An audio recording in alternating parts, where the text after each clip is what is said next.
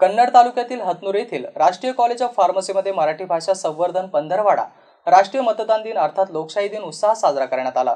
प्रमुख पाहुणे म्हणून लाभलेले डॉक्टर संतोष जाधव यांच्या हस्ते मराठी ग्रंथाच्या प्रदर्शनाचे फीत कापून उद्घाटन करण्यात आले।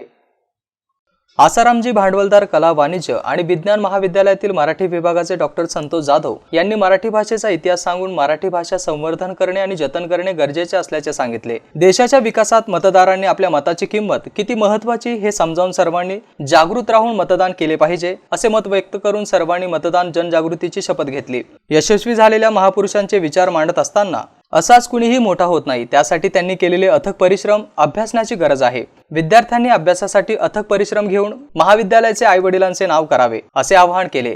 संस्थेचे सचिव अर्जुन नितीन पाटील, कृषी उत्पन्न बाजार समितीचे संचालक कैलासराव अकोलकर यांनी विद्यार्थ्यांना शुभेच्छा दिल्या। Syed Mujeeb Ali, MCN news, Devgaon Rangari.